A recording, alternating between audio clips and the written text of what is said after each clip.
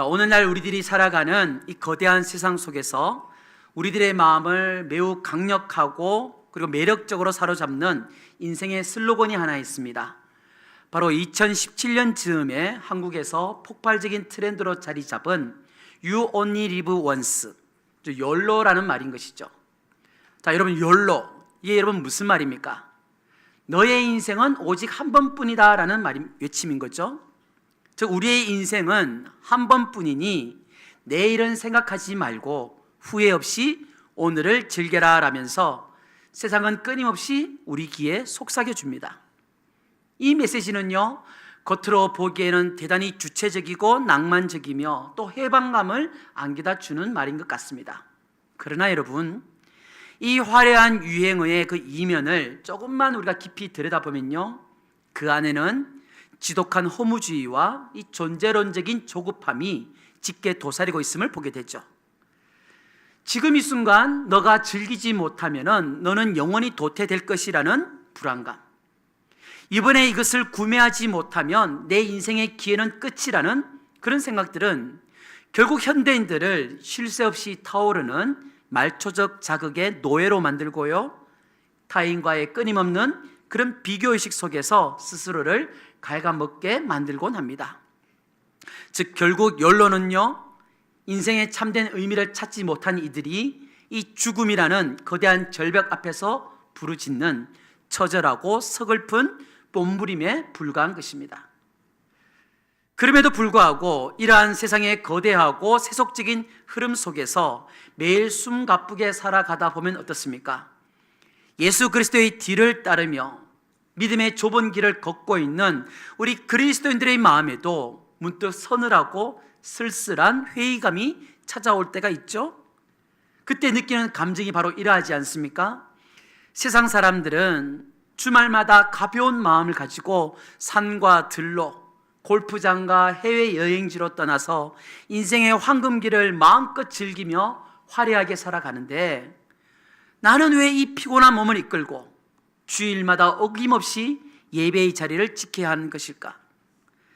왜 남들이 알아주지 않는 곳에서 시간과 물질을 쏟아부어 눈물로 봉사하고 있고, 또 주님의 말씀대로 정직하게 살아가기 위해서 때로는 손해와 불편을 묵묵히 감사해야 되는 걸까?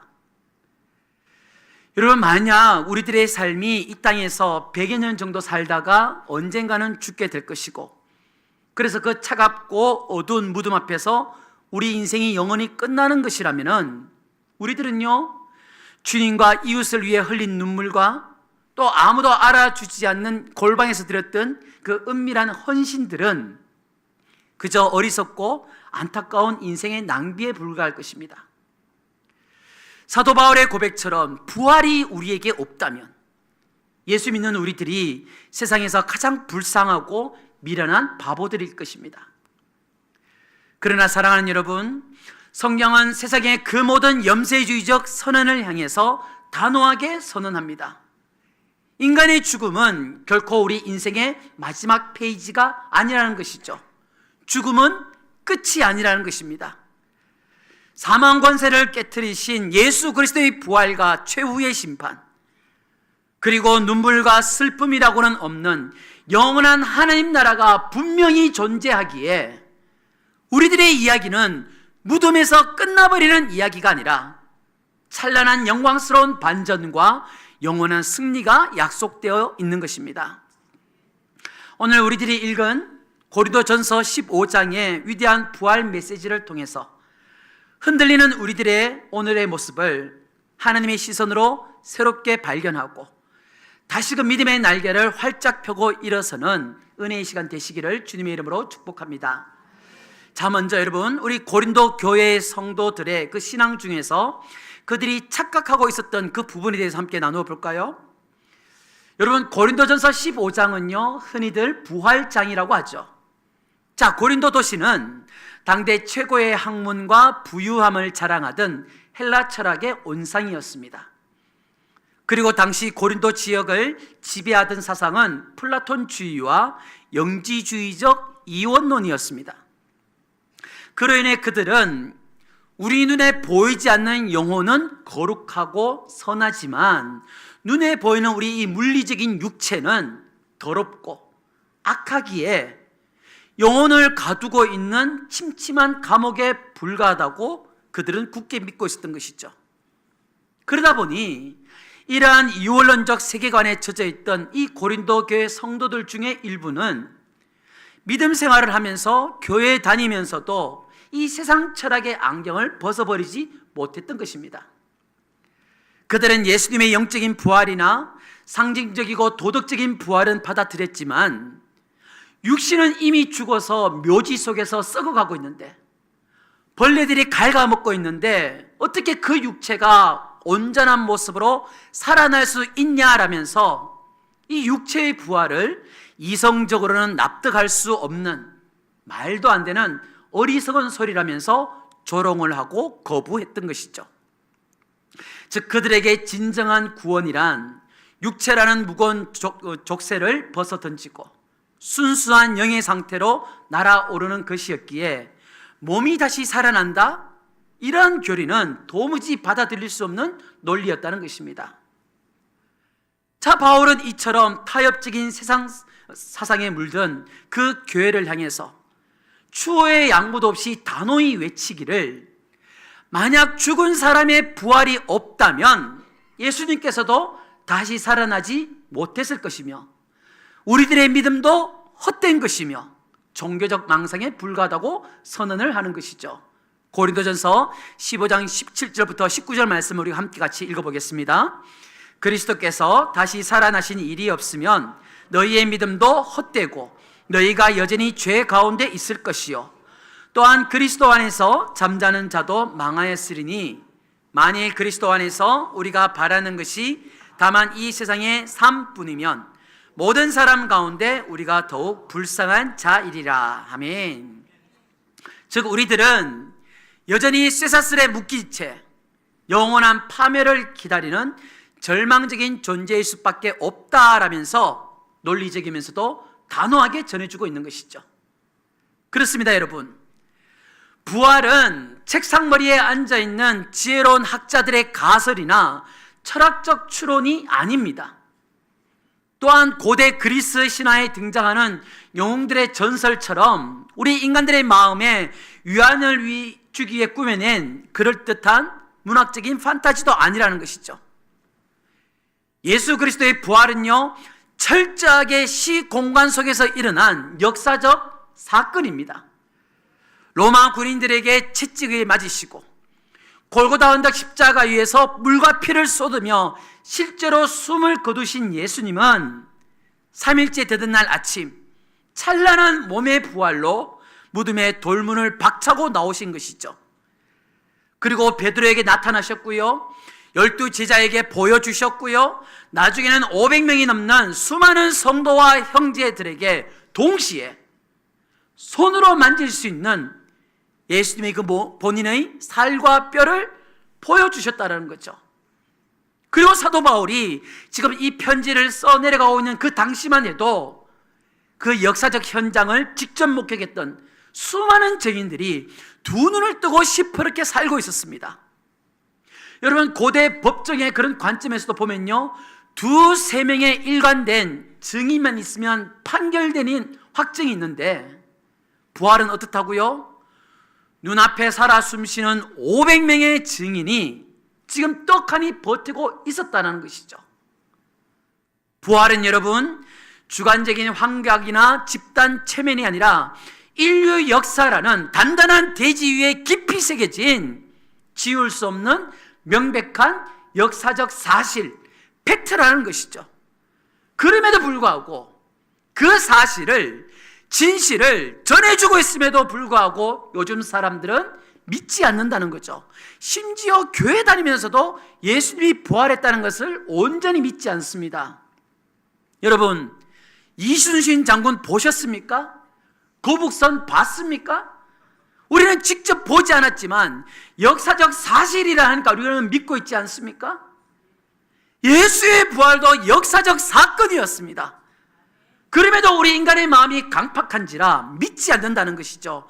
그래서 신학자들이나 목사들이 뭐라고 전해줍니까? 아무리 설명해도 믿지 않는 것을 뭐라고 자꾸 설명해 주냐는 거죠. 여러분, 순복음 교단 보십시오. 그들은 그냥 선포입니다. 믿든지 말든지 그냥 선포합니다. 그런데 우리 장로교는 성경 공부, 훈련, 양육 이런 게 너무 강해서인지 자꾸만 설명하고 논리적으로 이해를 시키려고 한다는 것이죠. 여러분, 때로는 복음은 설명이 아니라 선포입니다. 십자가가 어떻게 설명이 됩니까? 삼위일체가 어떻게 설명이 됩니까? 나를 설득시켜봐라, 나를 이해시켜봐라, 그러면 믿겠다라고 하죠. 여러분, 그 굳어버린 마음을 우리가 설명해 본들 어떻게 이해를 할 수 있겠습니까? 방법은요, 성경에서 말씀해 주고 있죠. 오직 말씀과 기도와 공동체뿐입니다. 사망의 단단한 쇠창살을 부수고 부활의 첫 열매가 되신 예수님께 단단히 접붙이바 된 우리 역시 장차 그 영광스러운 부활의 다음 열매로 소생하게 된다는 것을 여러분 조금의 의심도 없이 확신하시기를 주 예수 그리스도의 이름으로 축복합니다.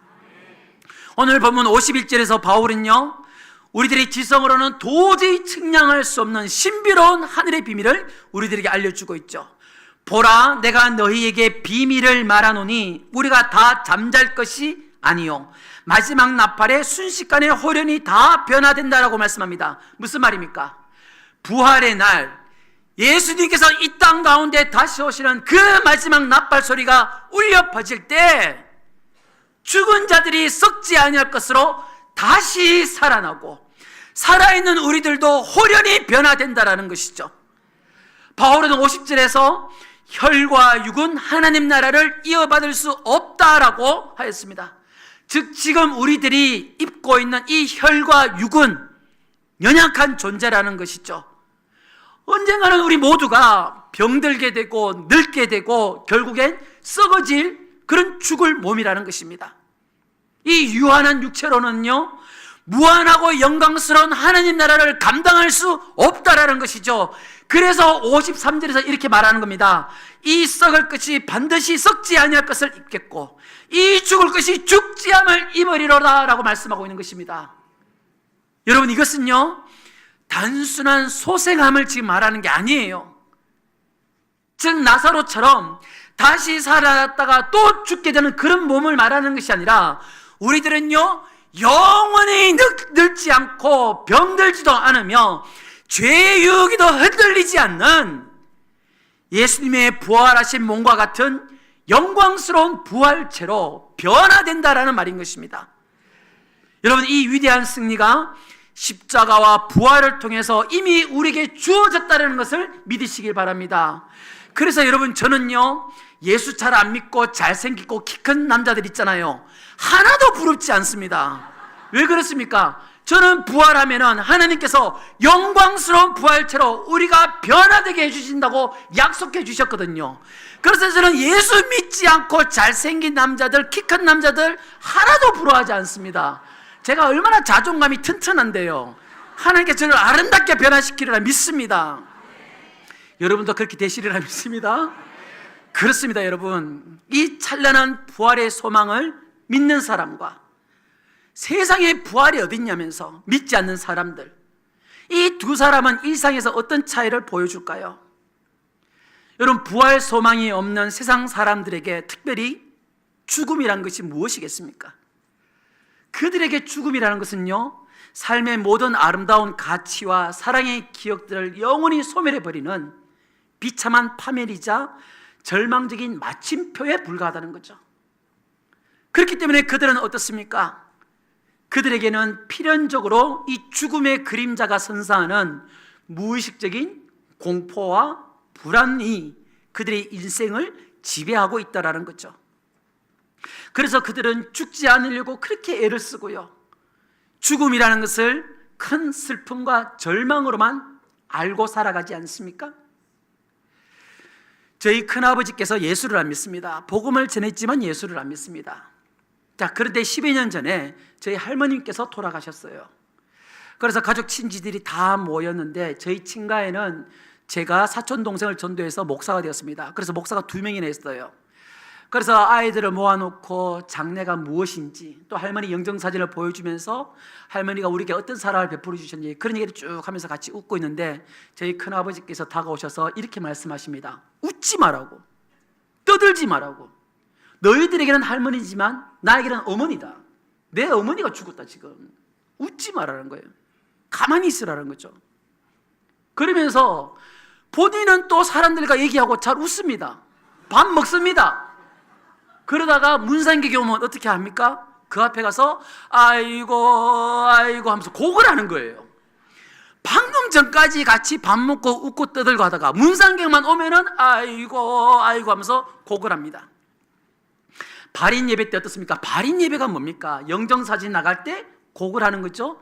그 장례를 집례해주는 그 지도사분이 또 말해주지 않습니까? 곡을 합니다, 큰 소리를 합니다, 2번 절을 합니다, 다 말해주잖아요.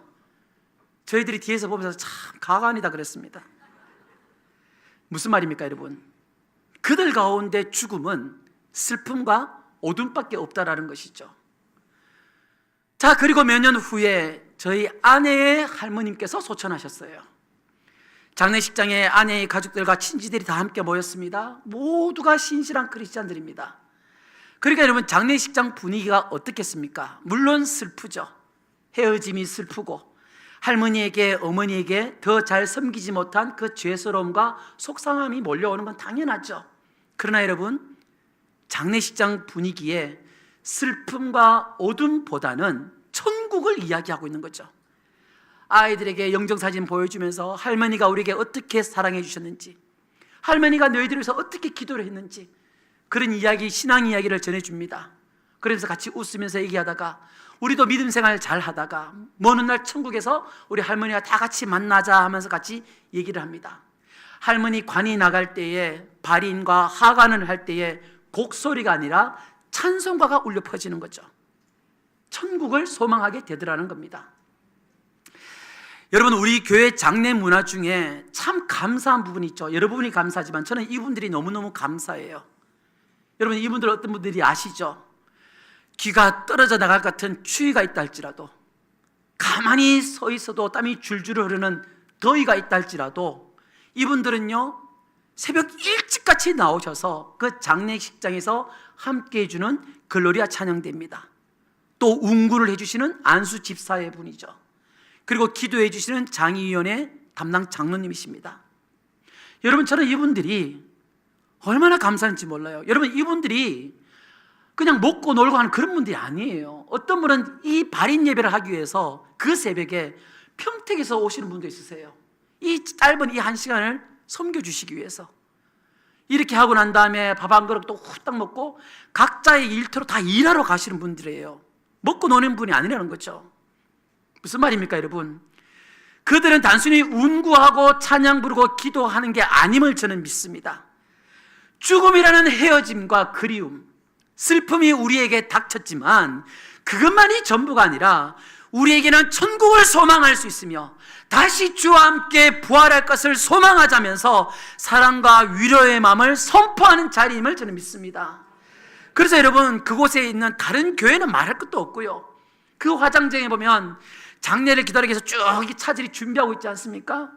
거기 대기하시는 분들이 우리 교회 장례 문화를 보면서 얼마나 부러워하는지 모릅니다. 그래서 저는 여러분, 이 글로리아 찬양대에 많은 분들이 지원했으면 좋겠어요. 내가 죽으면 나도 저렇게 해주겠지, 그렇게 얄팍한 마음 가지지 마시고, 내가 죽으면 저렇게 해줄 텐데 나도 살아 생전에 저렇게 한번 섬겨야 되겠다, 저렇게 같이 부활을 노래해야 되겠다, 이런 마음을 가지면서 좀 많은 분들이 섬겨주셨으면 좋겠습니다. 여러분, 우리 삶의 일상을 조금 더 솔직하고 담담하게 직면해 보기를 소망하는데요, 여러분, 부활을 믿지 않는 세상은 어떻습니까? 이 땅에서의 100년 남짓한 삶이 자기 존재의 처음이자 이 땅의 전부라고 생각하며 살아갑니다. 그래서 늙어가는 자신의 몸을 바라볼 때마다 형언할 수 없는 우울감에 사로잡힌다고 하죠. 눈에 나이가 들면 주름살 하나 생길 수 있잖아요. 근데 그걸 견디지를 못합니다. 뭐가 그리 속상한 건지. 나이 들면 늙어가는 건 당연한 이치인데, 목사님도 나이 들어보세요. 저도 먹을 만큼 먹었습니다. 여러분, 세월의 흐름을 막아보고자 수천만 원 돈을 들여서 피부를 당겼다가 내렸다가 주사를 맞기도 하고 노화라는 자연의 섭리를 피해가고자 얼마나 많은 분들이 애를 쓰십니까? 또한 죽음이 닥치면 모든 것을 다 뺏기고 끝났다고 생각하기 때문에 어떡합니까? 살아있는 동안에는 어떻게 해서라도 남들보다 돈을 더 벌려고 하고, 내가 그동안 왜 삼전 주식을 안 샀을까 땅을 치며 후회하고, 부동산 사는 일에 인생의 모든 정력과 영혼을 통째로 갈아놓고 있지 않습니까? 여러분, 요즘 현대인들을 괴롭히는 가장 무서운 마음의 병 중에 하나가 바로 포모 증후군이라고 말을 하고 있죠. 이 증후군이 뭐냐? 즉, 나만 유행에 뒤처지고 나만 좋은 기회를 놓쳐서 소외당할지도 모른다는 극심한 소외불안 증후군입니다. 그래서 내가 이 물건을 못 사면 왠지 유행에 뒤처지는 것 같고, 왠지 이렇게 같이 어울리지 않으면 그물이 못 들어가는 것 같고, 인정받지 못하는 것 같고, 그런 포모 증후군이 세상에 가득하다는 거죠. 저는 왜 그런 증후군만 있는지, 그게 우리 교회도 좀 있었으면 좋겠어요. 내가 제자 훈련 받지 못해서, 내가 마드 와이즈에 들어가지 못해서, 내가 아우니츠를 하지 못해서, 내가 헌금을 하지 못해서 소외당하면 어떡할까, 이런 마음을 좀 깨달았으면 좋겠는데, 그런 걸 하나도 안 깨닫고 세상 유행에 내가 뒤처지면 어떡할까, 늘 그런 마음을 가지고 우리는 살아간다는 거죠. 그래서 이 포모 증후군은요, 이래 증후군의 마음의 병에 걸린 사람들은 이 별별 버킷리스트를 채우느라 그렇게 발버둥을 치며 살아간다고 하죠. 여러분, 이 병 역시 어떠합니까? 인생은 단 한 번뿐인데 남들이 누리고 있는 저 즐거움을 나만 누리지 못하면 어떡하냐, 그러다가 인생 마감하면 어떡하냐, 그런 종말론적인 소망의 부재와 조급함에서 비롯된 현대인들의 서글픈 질병인 것입니다. 그래서 그렇게 살아가다가 뜻밖의 불치병 진단을 받거나, 신뢰당했던 사람들에게 사기를 받거나, 평생 모은 재산이 다 날아가거나 사업이 파산하면 어떡합니까? 내 인생이 이제 끝났다, 내 인생이 이제 끝났다라면서 깊은 우울과 절망의 나락에 빠지게 되죠. 왜 그렇습니까? 그들에게는 무덤 너머에 있는 소망이 없기 때문입니다. 죽음 너머에는 소망이 없기 때문에 그들은 그렇게 살아간다는 거죠. 그래서 미국의 유명한 복음주의자 팀 켈러 목사님은 부활이 없다면 우리들은 사후 세계에 대한 희망도, 그리고 이생의 진정한 의미에 대한 희망도 가질 수 없다라고 말을 전해주기도 했죠. 즉, 여러분, 부활이 없다면 이 고단한 이 땅에서의 삶의 의미마저도 완전히 그냥 잃어버린 채 표류하는 나룻배가 될 수밖에 없다라는 것이죠. 그러나 반면에 그 빈 무덤을 바라보면서 부활의 아침을 기다리는 우리 성도들에게는 무엇이라고요? 죽음은 파멸의 낭떠러지가 아니라는 것이죠. 그것은 단지 눈물과 질병으로 가득한 이 깨어진 세상을 지나서 우리들을 따스한 품으로 안아주실 주님의 거룩한 품으로 걸어 들어가는 영광스러운 이동식 관문에 불과하다는 것입니다.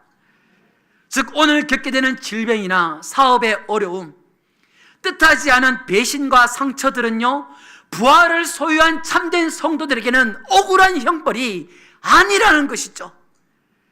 이 땅의 질병과 가난, 관계의 깨어짐, 심지어 이유를 알 수 없는 그 억울한 일들조차도 부활의 날에 영광스러운 하나님의 백성으로 우리들을 세우시기 위해서 우리들을 빚어내시는 성숙과 연단의 용광로임을 여러분 믿으시길 바랍니다.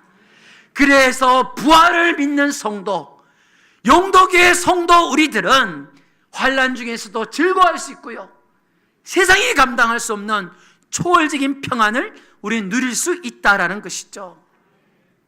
사랑하는 여러분, 자, 그렇다면 이 부활신앙으로 오늘을 살아간다, 이 말은 도대체 무슨 의미입니까? 우리가 부활신앙을 가지고 오늘을 살아간다? 우리는 두 가지로 볼 수 있는데요, 첫 번째로 세상의 쾌락과 헛된 자랑을 위해서 우리는 살지 않고 영원한 상급을 바라보면서 기꺼이 인내할 수 있다는 것이죠. 직장이나 삶의 터전에서 정직이나 공의를 외치다가 나만 승진해서 누락되고 자존심이 밟히고 손해를 볼 때도 있습니다. 그러나 우리들은 부활신앙을 간직하고 있기 때문에 그 자리를 지켜갈 수 있다는 거죠. 또 지켜낼 수 있다는 겁니다. 이 세상의 가치관들이 우리들의 수고를 알아주지 않고 보상해 주지 않는다 할지라도 우리는 실망하거나 낙심하지 않는다는 거죠. 영국의 신학자인 톰 나이트 목사님은요, 이렇게 말을 합니다. 여러분이 성령의 능력과 그리스도와의 연합 안에서 사랑과 소망과 은혜로 행하는 이 땅의 모든 수고들은 새로운 창조의 세계를 세워가는 벽돌이 되기 때문에 결코 헛되지 않다라고 전해주었습니다. 우리가 주일 아침 너무너무 피곤하지만 눈을 비비면서 교회 학교 아이들의 영혼을 가슴에 품고 흘리는 눈물들이 있죠. 몸과 마음이 아파서 힘들어하는 성도들의 손을 잡아주는 사랑과 위로의 말들도 있겠죠. 보이지 않는 곳에서도 이름 없이 섬기는 헌신들과 작은 몸짓들이 있겠죠. 이러한 것들은요, 여러분, 영광스러운 부활의 날에 가장 빛나는 면류관으로 우리들에게 주어지게 될 것임을 믿으시기를 다시 한번 주님의 이름으로 축복합니다. 부활신앙으로 오늘을 살아간다는 것은 무슨 말이냐? 두 번째로, 매일의 삶 속에서 우리들의 유일한 산소망 되시는 예수 그리스도를 바라본다는 것입니다. 여러분, 세상의 소망은 무엇입니까? 세상이 주는 소망은요, 주위의 환경이나 조건에 따라서 흔들리는 갈대와도 같습니다. 시간이 흐르면 썩어서 악취를 풍기는 죽은 소망에 불과하다는 것이죠. 그러나 산소망이 되시는 예수 그리스도를 바라본다는 것은 무슨 말입니까? 내 삶이 흔들리는 파도 한가운데 서 있다 할지라도 사망 권세를 이기시고 부활하셔서 지금도 내 삶을 주관하시는 그 전능하신 주님의 손을 놓지 않는다라는 것이죠. 이게 여러분 부활신앙이라는 겁니다. 여러분, 이 신앙, 이 믿음 우리 다 가지고 있지 않습니까? 그렇다면 여러분, 머리로만 알고 있는 것이 아니라 이것을 삶 속에서 선포하면서 그것을 누리는 복음주의 삶을 우리 살아가야 된다는 것이죠. 그래서 저는 어떻게 하는 줄 아십니까, 여러분?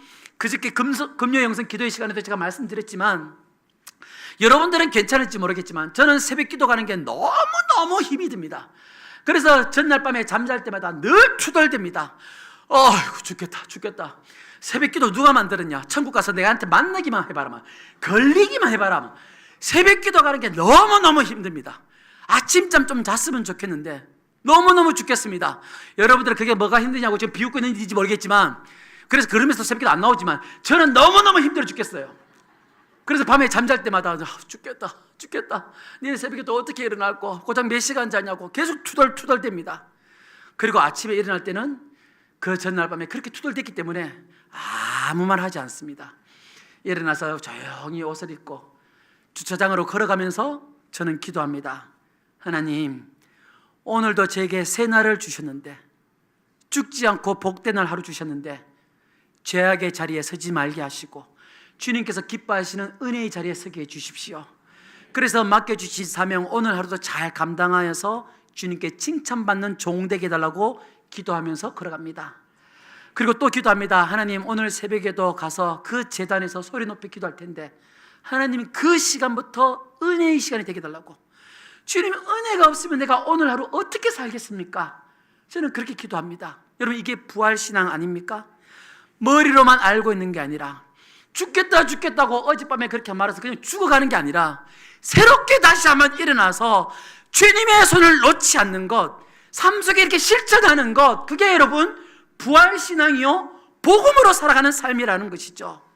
나에게 새로운 날을 주시고, 그래서 어둠과 부정의 세력들은 쫓아내며 부활의 길, 복음의 길을 살게 해달라고 여러분 선포하는 이러한 나의 삶 속의 루틴, 버릇들, 습관들이 있어야 된다는 거죠.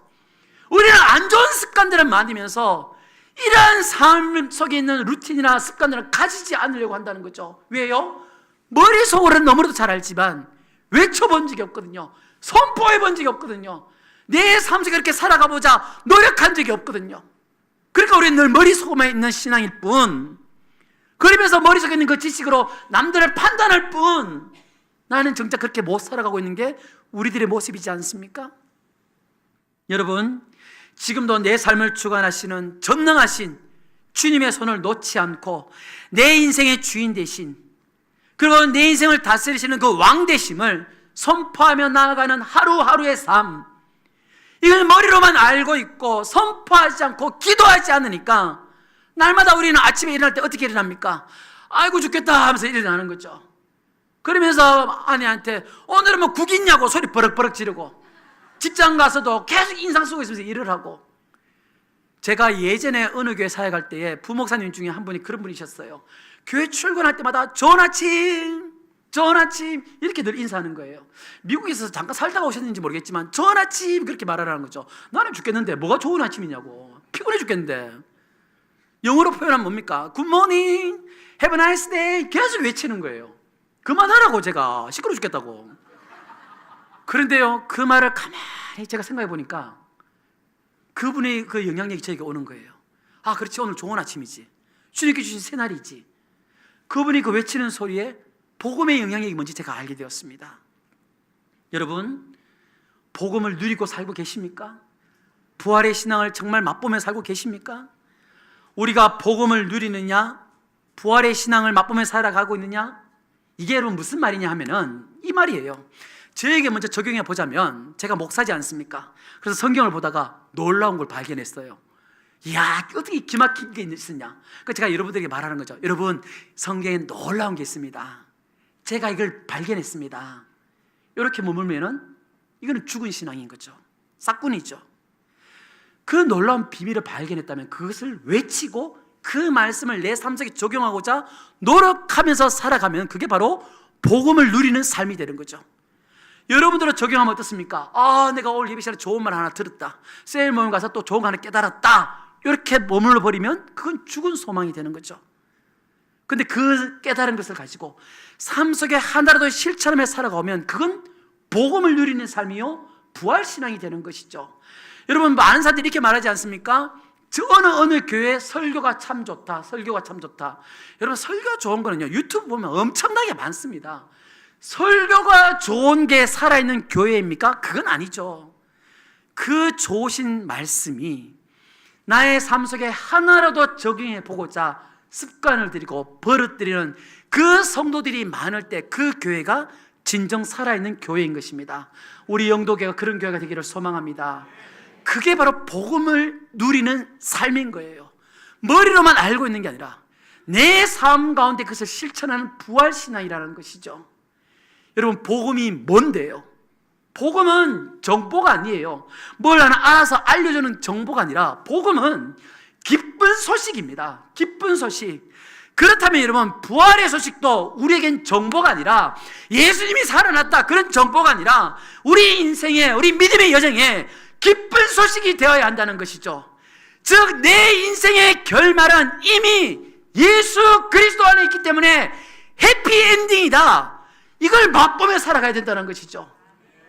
즉, 주님의 부활의 승리 안에서 영광스러운 종말론적인 승리가 우리에게 완전히 확정되어 있음을 믿으시면서 오늘 내게 주어진 이 고단한 인생의 무게라는 것이 더 이상 힘든 게 아니라, 더 이상 눈물이 아니라 믿음으로 씩씩하게, 당당하게, 그리고 너끈히 감당할 수 있는 그런 멋진 삶, 진정으로 복음적인 삶을 살아가는 자들이 바로 우리 영도 공동체의 성도들이 되시기를 소망합니다. 자, 말씀을 한번 정리해 볼까요? 사랑하는 여러분, 세상은 우리들에게 이렇게 말합니다. 인생은 한 번뿐이야. 인생은 한 방이야. 그러니까 오늘 하루 다른 사람 눈치 보지 말고, 다른 사람은 신경 쓰지 말고 너의 만족을 위해서, 너의 즐거움을 위해서 오늘 하루 멋지게 살아라라고 그렇게 유혹합니다. 그러나 여러분, 성경은 우리들에게 말씀하시죠. 인생은 한 번 아닙니다. 한 번뿐이 아니라 우리들은 두 번 삽니다.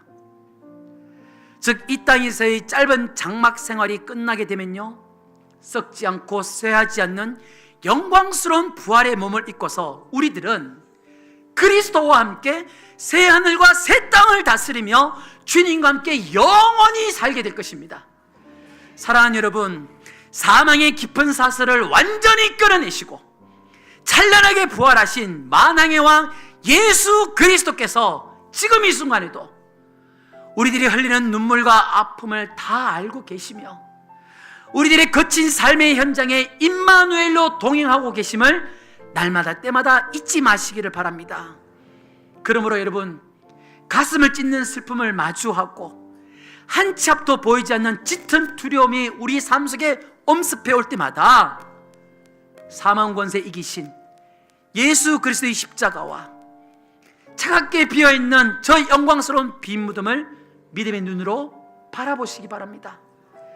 그리하여 부활의 산 소망으로 날마다 우리의 가슴을 가득가득 채우시고 낡아지고 부패해가는 세상의 유행 속에서도 타협하지 않으며 한 걸음 한 걸음 흔들림 없는 승리의 발걸음을 힘차게 내디디시는 귀하고 복된 성도들 되시기를 살아계신 예수님의 이름으로 축복합니다.